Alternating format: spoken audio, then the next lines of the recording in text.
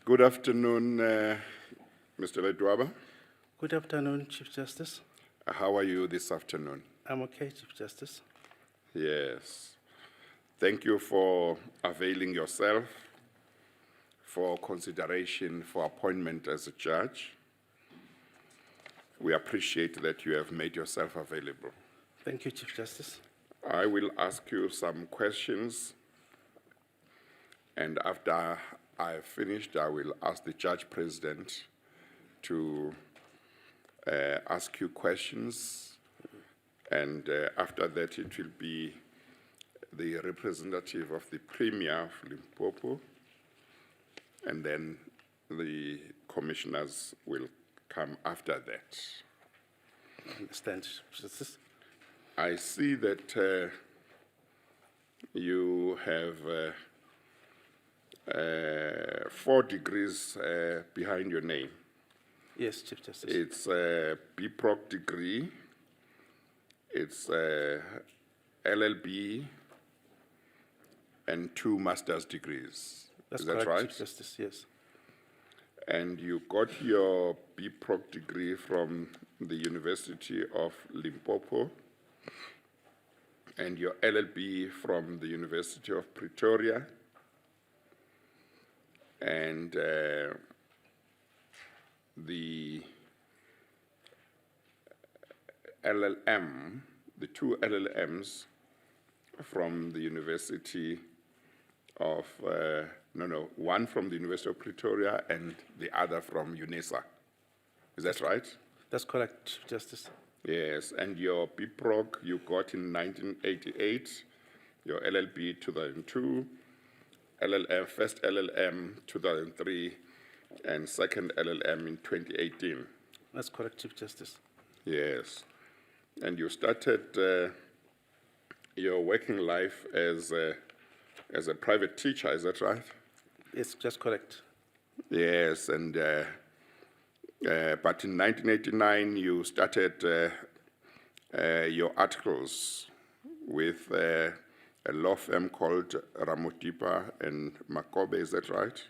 The first one was Ramudipa, and then the contract was ceded to Magoba Attorneys. Yes. Yes. But you also worked for the Lawyers for Human Rights from 1991 to 1993. That's correct, Chief Justice. Initially as a legal officer and then later as a coordinator, is that right? That's correct. Yes. And then when were you admitted as an attorney? I think it was 1993, I believe. It was 1993. I think so, yes. Okay, and in 1994 you were a director in Moima Ledwaba Incorporated up to 2006. That's correct. That's about 12 years? That's 12 years that I was a partner there. Yes, Chief Justice, yes. That was about 12 years, is that right? Yes, I think it's 12 years, yes. Yes. And then from there you moved to the Society of Advocates in Pretoria. You were admitted as an advocate in 2008, and you continued to practice as an advocate, is that right? That's right. That's right, Chief Justice, yes. Yes. But do you practice both in Limpopo and in Gauteng? Yes, that's correct. I hold You have chambers in both? I hold a door membership in Pretoria, Yeah. and now I've got a chamber in Polokwane. But I started in Pretoria before I moved to Polokwane. Yes. I see that you are also a part-time commissioner at the CCMA. Yes, I did that. No longer, but I was there until I think 2014, somewhere there. Or up to 2008 to 2014. I think so, yes. Okay. And you are a member of the PLA. Yes. Right. Now, your practice when you were an attorney, did it involve appearing in courts and conducting trials on your own without counsel? Yes, I got right of admission as an attorney then, but we could apply to have a right of appearance at the High Court. I did that. Yes. Yes. And what types of branches of law did the cases you did as an attorney relate to? Well, as an attorney, we were doing mostly criminal cases then. Yeah. Yes, mostly it was criminal cases as an attorney. And you appeared both in the district court and regional courts? Yes, I did. Yes. And then you moved to the bar, and you have been a member of the bar now for, what is it, 14 years? Yeah, I think it's 14 years, yes. It's 14 years. It's 14 or 15 years, yes, somewhere there. I thought Yes. the country said 15 years, yes. And what types of branches of law are involved in the cases that you do in your practice Well, or have been doing during your time as a practitioner, as an advocate? I do variety of cases, but the one thing that I didn't do is a criminal case. I didn't do a criminal case as an advocate, but I did commercial cases. I did constitutional law cases, but the criminal cases I didn't do, but I did that. I do a lot of cases there. So you don't do criminal cases anymore? I haven't received a brief to do a criminal case since Not that you don't want to do them. I do want to do that, Yeah, but I don't know, okay. I just didn't receive the brief here. Yeah. I would like to do that. But the ones that you have been doing, did you say some of them are constitutional law cases? Yes, some of them are constitutional. Administrative law as well? Yes. And what other types of cases, what other branches of law? Well, I also did matrimonial law cases. Also, I did also matrimonial cases as well. Please raise your voice. Matrimonial cases, contract laws. I also did those cases. Yes. Yes. Okay. And have you acted in the High Court in the meantime? Yes, I did from 2019. Yes. Yes. So if you combine the years that you have been in practice as an advocate with the years you were in practice as an attorney, how many years have you been in practice? I think they were around 28 or so. Around 28 years? Yeah, 13 plus 15 is 28, yeah. Yes, okay. Okay. And how long have you acted in the High Court? I acted from 2019. When I count the weeks, I think it was 49 weeks. Sorry, 29 weeks? From 2019, yeah. Okay. Have you, 49? 49 weeks, Oh, yes. I'm sorry. Yes, 49 weeks, yes. okay. Round about how many written judgments have you produced as an acting judge over the period? Well, I never counted them, but there are many. I never sit down and counted them. About 50 maybe? Or more than 50? I don't think they reach 50. I don't think so. Maybe 20 or thereabout? Maybe 20 or so, yes, yes. Okay, all Yes. right. And when you have acted in the High Court, you have sat in full bench appeals. Yes, You I have did. done motion court, opposed and unopposed. You have done criminal trials. You have done civil trials. I never did a criminal trial, but I Yeah. did civil. I did a criminal appeals, but never a trial in criminal. No, never did that. Yes. Yes. Okay.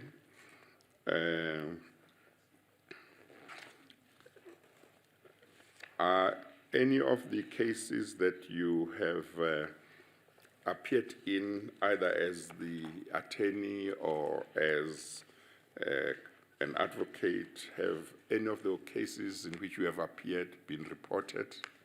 Yes, I have one case that was reported that I listed, this case of Pasha versus Pasha. It was Yes. reported, yes. Okay.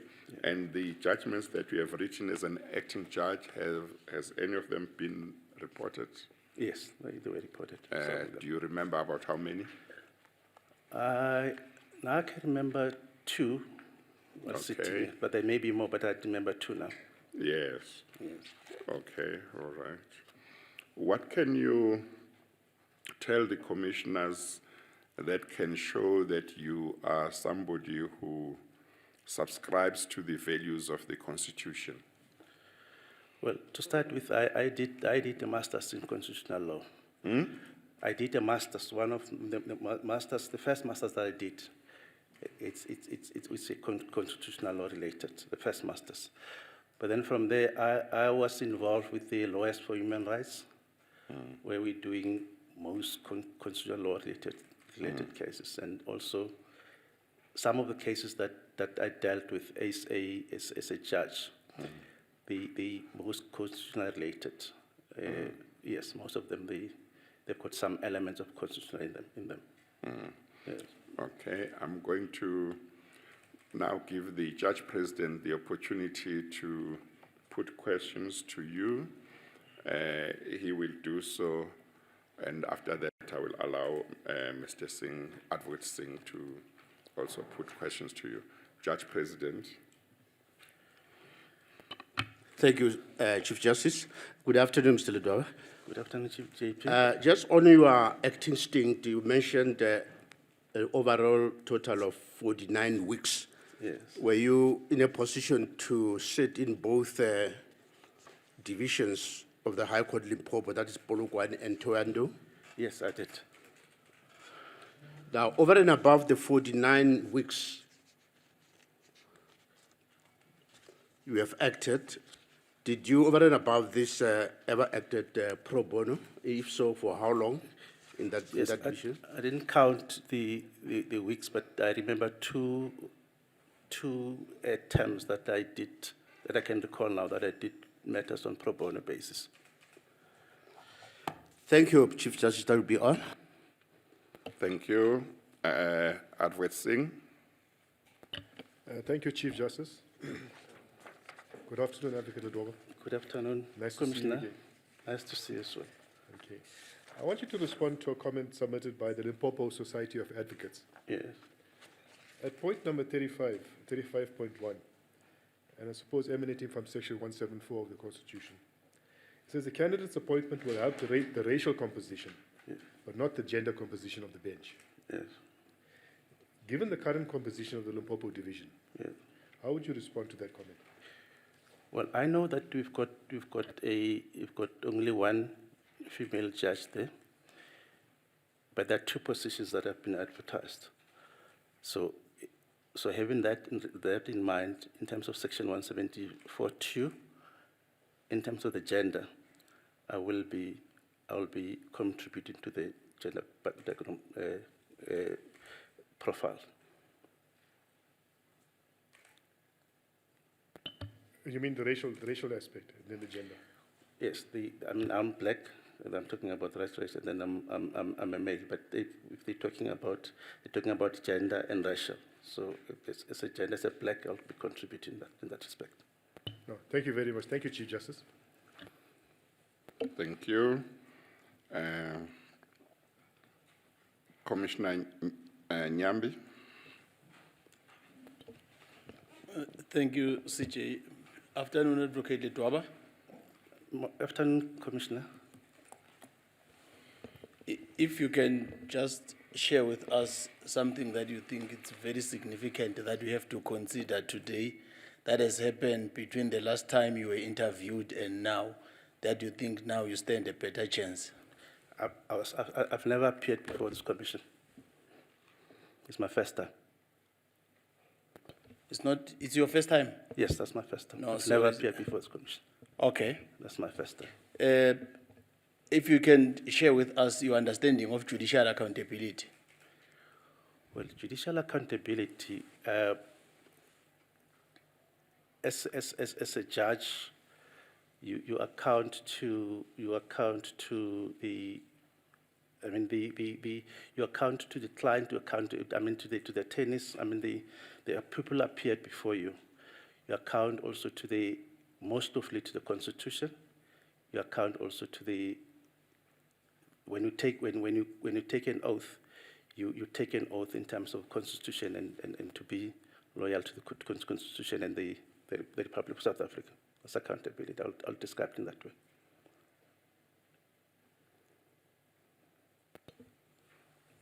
Your understanding of the doctrine of the separation of powers? Yes, the separation of powers, where we're talking about judiciary, we're talking about the executive, we're talking about parliament. Those are separate. There are mechanisms built in between, so that none of the other stray into the other's territory. So they must be separated. Thank you, Advocate Ledwaba. Thank you, CJ. Thank you, Commissioner. Commissioner Singh. Thank you very much, Chief Justice. Good afternoon, Advocate Ledwaba. I'm here. Yeah. Good afternoon. Just two questions. One relates to the fact that you were born in 1953. No, I was born in 1961. 1961. Oh, am I 61, looking at yeah. the wrong person? 1961. I made you much older than you are. No. All right. So 1961. Yes. I wonder where I got that from. Yeah. 1961, I'm very sorry. No, So I'll yes. pass that one. Sorry, Chief Justice. The second question relates to your disclosure, I think it's on page 27, section 3, financial and proprietary. Yes. And I hope I've got this one right.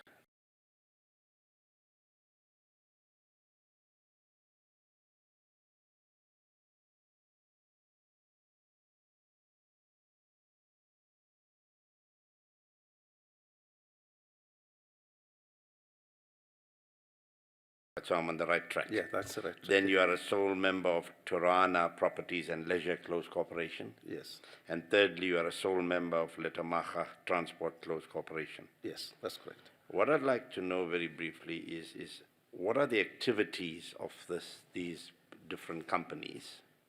And also the part B will be, you say here, if I'm appointed to the bench, I'm supposed to resign from my positions. Yes. Now the positions you hold in all of these are sole members, sole shareholders. Yes. So I don't know if you're going to resign from your positions, what happens to these businesses? So if you can just deal with the two parts. What activities, and then what do you mean by you resign from the positions? Well, Thank you. one Torano was meant to deal with properties, but that has been dormant. There's nothing there. It's only one property that I have, which is owned in Sepulukwane. These other ones, the Gemine is my name. I just reserved it for the purpose of my name. It's also not active. The Tamar as well is my client name. I just reserved that name, but they're not active. So it's easy for me to resign from them. And sorry, the Transport Close Corporation is not a taxi owner? No. No, the Tamar it's a Tamara Transport. The Tamar is my client name. So I just reserved it. I thought I would use it to transport, but it's been dormant. There's nothing's happening there. So US give me a are problem. active in any way? No, anyway, not. So you say you want to resign from the position? No, I just resigned from them. I mean, yes. why do you have them if they're dormant? Well, like I said, the first one, Gemine is my name. That's why I want to reserve that name. The second one, Torona, is my father's name. I want to reserve that name. And the third one is my client name. I just want to reserve those names.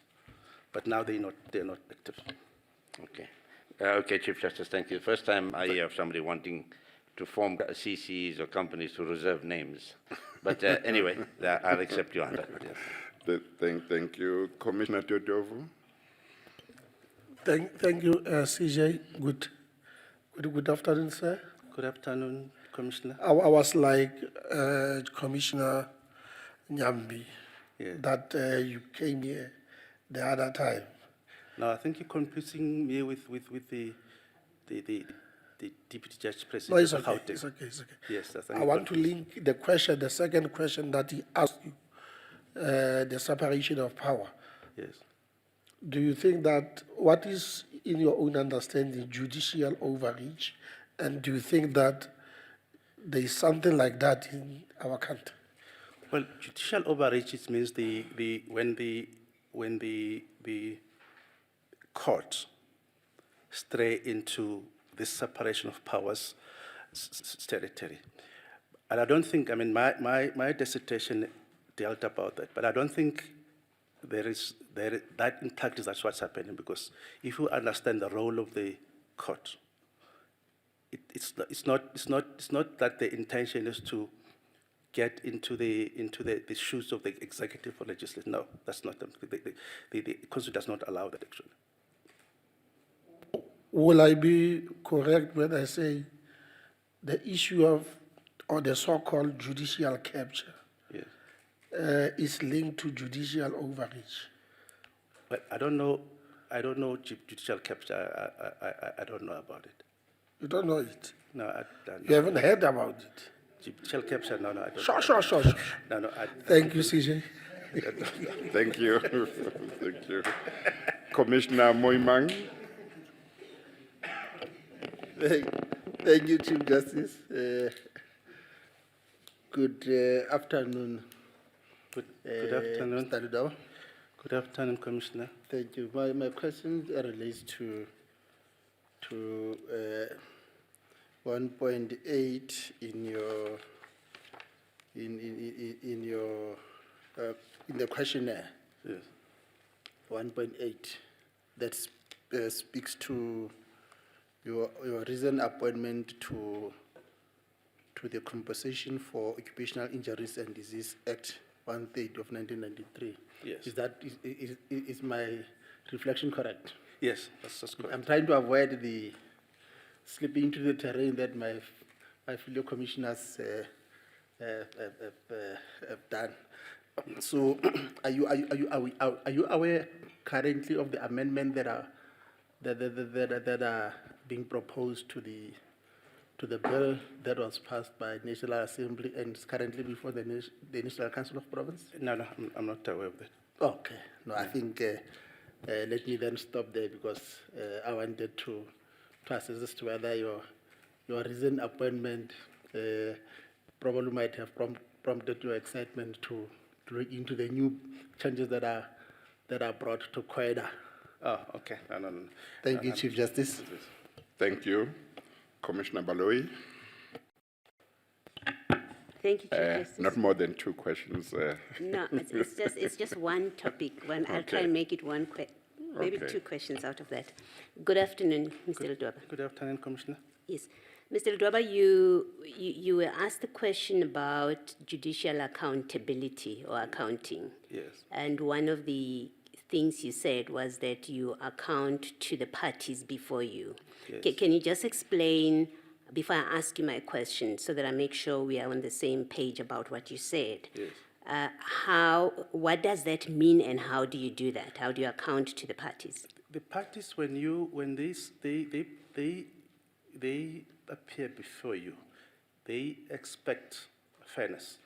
But more than that, they expect that when you have had the matter, you will deliver the judgment as soon as possible for the interest of their clients. Okay. That's what I mean when I said you are accountable to them, because they look up to you to see, once you've done what we've done, it's left upon you. They don't expect you to spend a year or so without delivering the judgment. All right. Would you accept the proposition that accounting to clients should include what you say in the judgment, how you explain your decision in the judgment? Yes. Is that a proposition you're prepared to It's very accept? important that when you write a judgment, Yes. it should convey what you want to tell the parties. All right. CJ, if I can just then ask my question. Yeah.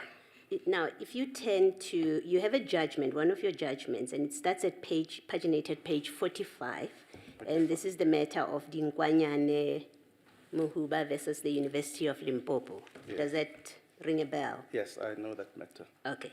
Now, this is a doctoral student Yes. who seeks to be conferred a degree, Yes. right? Yes. And there was a debate about whether he's entitled to place his claim on contract, Yes. or as the defendants here, the university was insisting, it should be by way of paja. Yes. Am I correct to Yes, summarize it correct, that way? yes. Now, you actually summarize, and it's necessary that I refer you to this. At page 45, you set out the defendant's special plea. Yes. And you say that, CJ, if you would just bear with me so that I'm correct. You say that the special plea raised by the defendant is that he should have proceeded by way of paja. That's the special plea. Yes. Okay. Yes.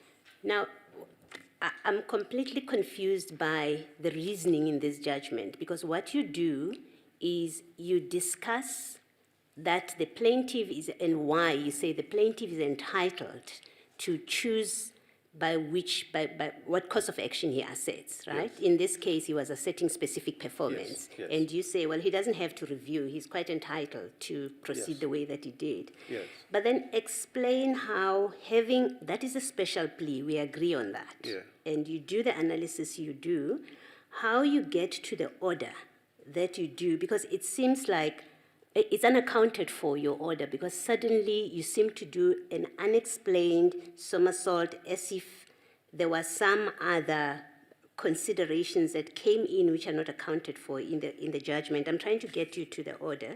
Okay. If you would go to... Yes, let me explain that. Yeah, no, hold on. Let me I just want the other commissioners. The order is page 68. Chief Justice, just as a matter of information, I'm aware of this matter. The matter is subject to appeal now. Is it proper to go on it? I know the parties may not be aware of that, but I'm aware of that the matter is subject to appeal. Is it proper to discuss it then? Just guidance there. Let's reflect on it. The matter you say is on appeal. That's point 1. Point 2. What does this body do if, for example, or what does a commissioner do if he or she thinks, for example, and I'm not saying that's what Commissioner Baloyi is thinking, if he or she thinks, for example, we have been given a judgment by the candidate, and this judgment, for example, if he gave this judgment and this order in these circumstances, it means it is not qualified to be considered to be a judge. What do we do? What does a commissioner do? I'm just thinking aloud. I'm not. Chief, maybe some more information. Yes. The candidate gave this information some time ago. Subsequently, then there's an application for leave to appeal. Yes. Judgment. He's supposed to come next week, I must say. I know the matter, I put the matter on the roll. To come and hear application for leave to appeal in that matter. I don't know whether we can discuss it. But I'm in your hand. Yeah. My duty just to inform you of the situation. Yeah, no. Yeah. You are doing right to inform us. One, I would like to hear what other commissioners say about it. And two, maybe the candidate should not be in the room while we talk about it. And then we would call the candidate once we have had a discussion. Is that fine? Yes. Mr. Ledwaba, can you excuse us a bit and then we'll call you back? And the public as well? Oh, and the media, yes. Thank you. Can I start? And I've hang on. just signaled to add that I will start if it is possible. Hang on. Yeah. Hang on. With the interview, Commissioner Baloyi will be able to put questions to you on the judgment. She wanted to put questions to you. Okay. Okay, all right. Commissioner Baloyi, I just remind you about the limitation on time and, yeah. It's probably just Okay. one question, CJ. Okay, Thank you. okay, It's but probably I just one question. understand that sometimes when you ask about a judgment, it might not be so easy to Yes. just do it, but try your best. I will. Thank you, CJ. Thank you. Mr. Ledwaba, the question that I'm asking you about this judgment, I'm not asking you to get into the merits Yes. of your decision, Yeah. right? I'm testing with you the flow of reasoning Yes. of how you get to the order. Yes. Now, you've agreed with me that the special plea that was taken Yes. was that the applicant, or the plaintiff in this case, was bound to proceed by way of PAJA, seek a review of the decision. And the special please understand it was that there is a decision by the university to terminate the registration. Now, the special plea was to this effect. For as long as that decision to terminate his registration stand and the use extent, you can't get a situation where you get a court order to confer a degree on that student. So what they're saying, in their view, the deregistration was done was done by the university in terms of administrative actions. They will say that administrative actions have got consequences. And the consequences of that is that this person is no longer a student of the university.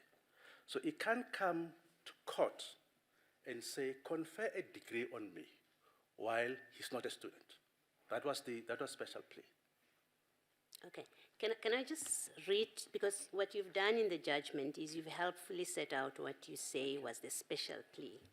And you do that under the heading defendant's special plea. So this must be very close to, even your paragraph numbering, must be very close to what was pleaded. You say, in the first paragraph, you say the defendant is an organ of state as defined in PAJA. And then you say the plaintiff alleges that the defendant was obliged to award him a doctorate after he completed the work. And then in 3, you say on the plaintiff's version, the defendant's refusal, this is the special plea, to award the plaintiff the doctorate degree in issue constitutes administrative action. So it's the decision to refuse. Constitutes administrative action in terms of PAJA, and the plaintiff was accordingly bound to review the defendant's decision in accordance with PAJA. After the plaintiff exhausted all internal remedies, right? And then you go on sub-paragraphs. But what they do is you say the plaintiff applied and was registered to, pursuant to an investigation, the executive of the Senate took a decision to terminate him. The decision to terminate the plaintiff's registration is valid and extant and has not been set aside.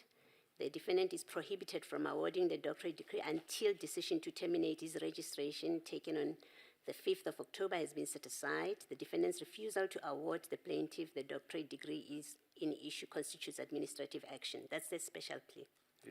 You then say, you have the discussion in the body of the judgment. You say, well, the plaintiff chooses what course of action to assert. He has decided to assert a course of action on the basis of contract. And he claims specific performance. You say that.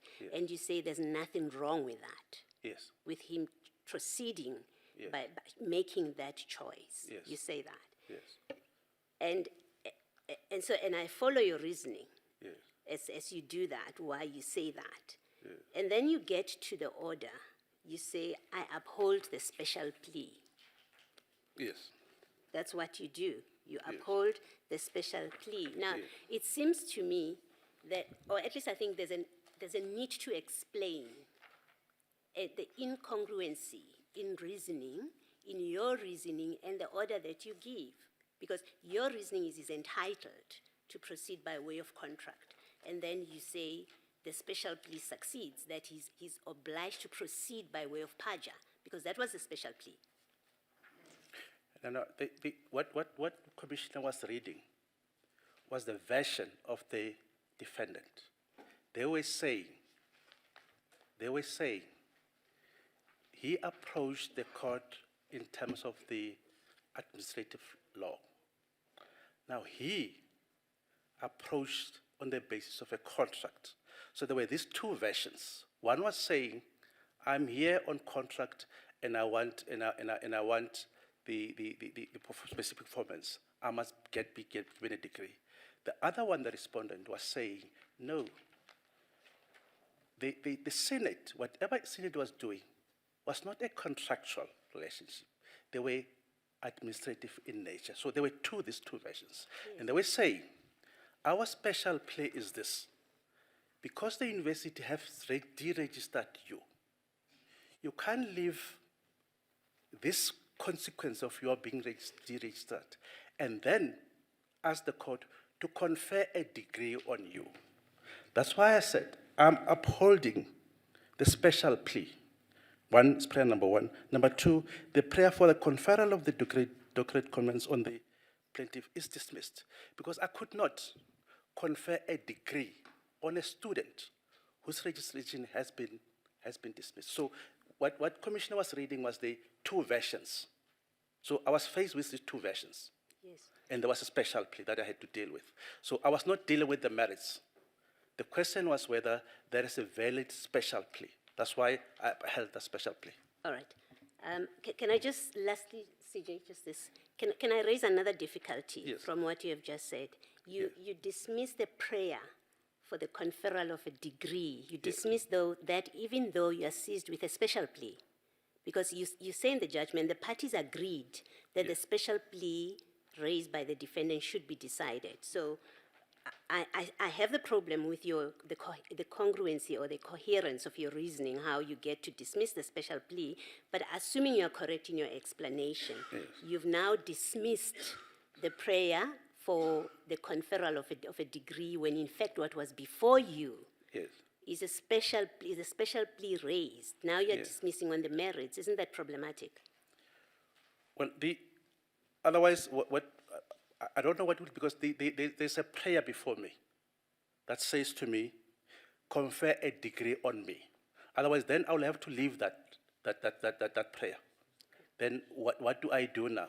Because if I dismiss it, if I uphold a special plea, and then I leave the prayer from the applicant, what then? Because it's gonna be questions that, okay, now we came to you, we asking for it, and you say nothing about it. All right. Commissioner Baloyi, I was going I'm to going say to allow you to follow up because I can now understand quite clearly what your issue is. So, and I think you have reached the point where you want to, I think one more question should do. Yes. Or comment or proposition. Yes. In fact, it's a proposition. Yes. Mr. Ledwaba, do you not see a problem? The problem that I'm putting to you, that there's the papers, the plaintiff has got papers, as you correctly say, in which he seeks all of this relief, right? And then the defendant, they plead over, but they also raise a special plea. Yes. The parties agree that you will deal only with a special plea. That's what you say in the judgment. Yes. That's the parties' agreement. Yes. And the special plea is that he should have proceeded by way of perjure. Yes. Right? Yes. So what you do is, and I've canvassed with you the reasoning, the problem I have with your reasoning, that you accept that he's entitled to proceed by contract and yet you uphold the special plea of perjure. Yes. But secondly, you now are dismissing one of the prayers sought, which is conferral of a degree, even though that's not what is before you. At that point, you are dealing with a special plea, not the merits of the plaintiff's claim. That's a simple proposition I'm putting to you. In fact, what I'm putting to you is, do you not see the difficulty? No, now that you're explaining to me, I understand you're saying, I went into the merits beyond special plea. That's what you're saying to me. Yes. Yes. But that I thought about it, but I said, okay, if I'm going to leave it like that, and I say, I dismiss special plea, and that I leave number 2. Uphold special plea. Yes, uphold the special plea, dismiss. and then I leave number 2. Then I had this question of saying, all right, but then they were going to say to me, what did we come with? Well, they're going to say to me, they say, okay, then we can go on the merits for the dismissal. That I understand what you're saying to me. All right. Thank you, CJ. Thank you. I think I can't take it any further. Thank you. Yes. But I think, Mr. Ledwaba, that's the very point Yes. that Commissioner Baloyi is saying. Yes. She is saying, you, in terms of the agreement between the parties which you recorded in the judgment, Yes. they did not contemplate that you would deal with the merits. Yes. After all, the special plea wasn't like a prescription, Yes. okay? Yes. But what you did, instead of simply upholding the special plea or exception, you did that, and then you went to the merits and closed the door on the merits. That's the proposition she was putting. But I think you do understand it now. Yes, I understand. That's how I explained. I thought she say, instead of dealing with special plea and leave it there, you went to the merit and dismissed the application for conferral. But I was faced with that difficulty to say, now they want a conferral. Well, what do I do with it? But we understand this, they say, you should have left it because it's not before you. That is the. Yes, thank you. Yes. Were there other questions? There seem to be no questions. I am not sure whether I've gone to the commissioners attending virtually. Commissioners attending virtually, have I given you a chance? Not yet, CJ. Oh, do you have any question? I have a question, if I may ask it, please. Yes. Go ahead. Advocate Ledwaba. Thank you. Advocate Ledwaba, I'd like to take you to the Marathon judgment, paragraph 66 in particular, which is on page 107. There's two numbers on the page. It's either 106 or 107, but it's paragraph 66. Now, do you have it there? Sorry, paragraph 66. Yeah. Is it paragraph 66 or page 66? No, it's page handwritten page 106. Oh, Page okay. 66. Paragraph 66 on page 106. 106. Sorry, page 66. Paginated page 106, Oh, and I think it said paragraph 66 on that page. 106. Yeah, paginated paragraph 106 at the top. Yes, at the top. It's the paragraph that starts with the words "on behalf of the first defendant." It's the same judgment that we're dealing with now. The Marathon judgment. Have you got paragraph 66? No, the paragraph is 66 and the page is 106. 106, the one written with a marker, not the typed one, at the top.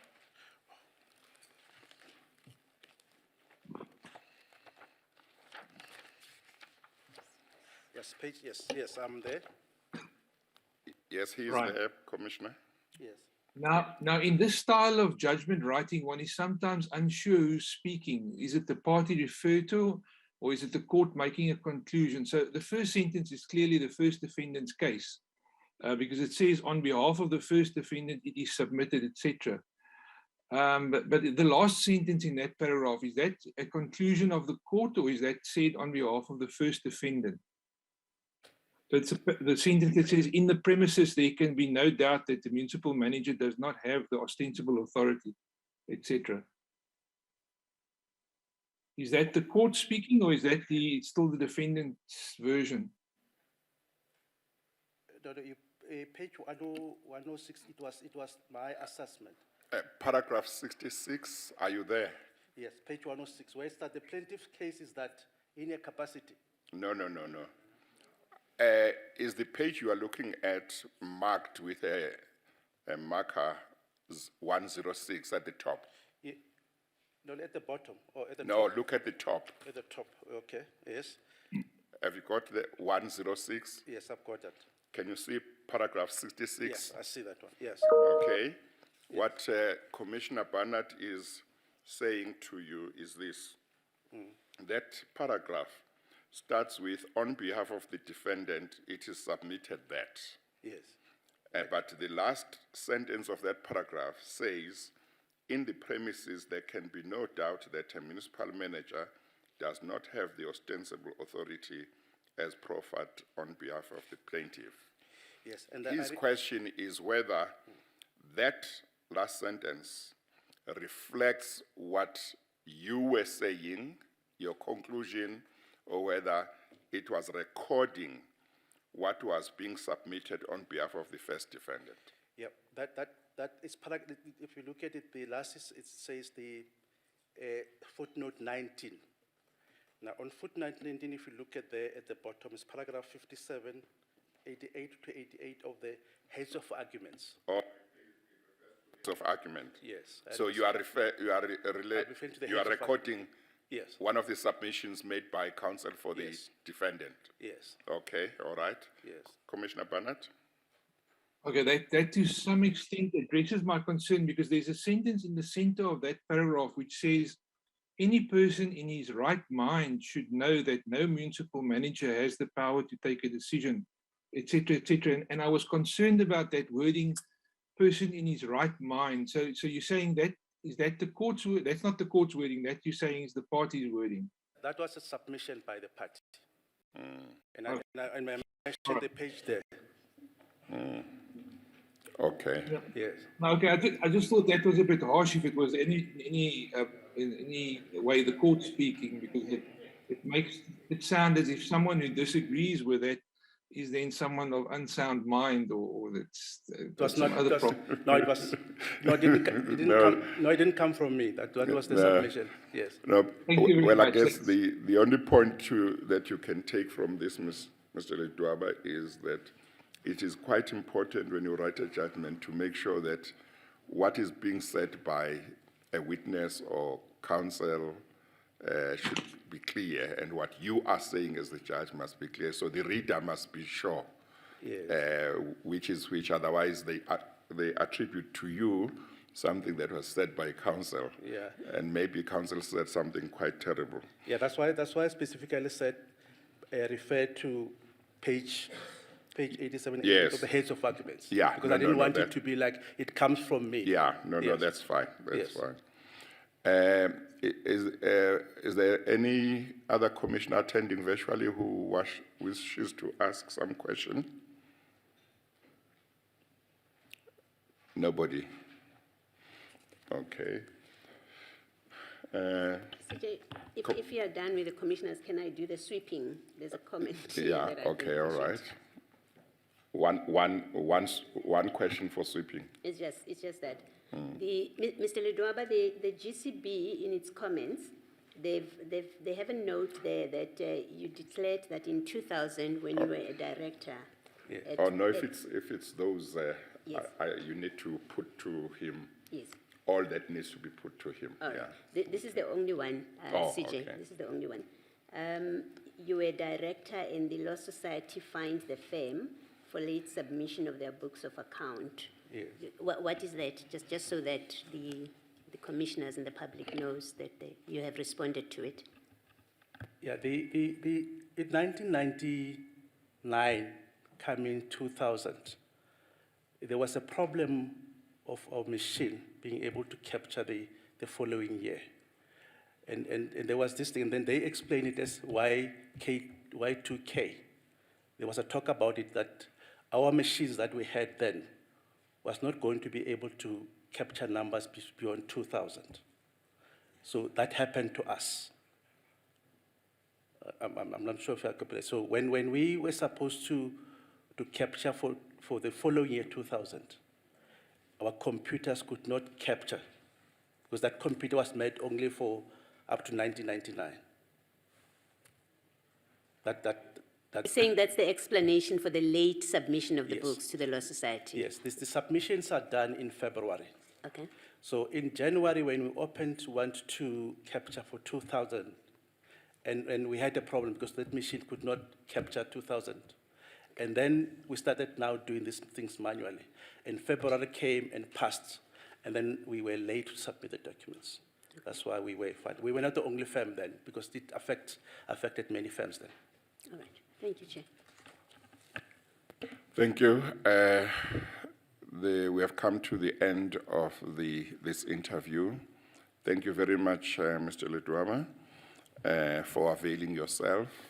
I'll give you 3 minutes if you have 2 or 3 points that you want to emphasize as points that the commissioners must bear in mind when they consider your candidature. But if you are satisfied that all issues have been dealt with adequately, then that's fine as well. I don't think I need You are to add satisfied? any- No. Okay. Yes. Thank you very much for availing yourself. You are now excused. Thank you very much. Okay.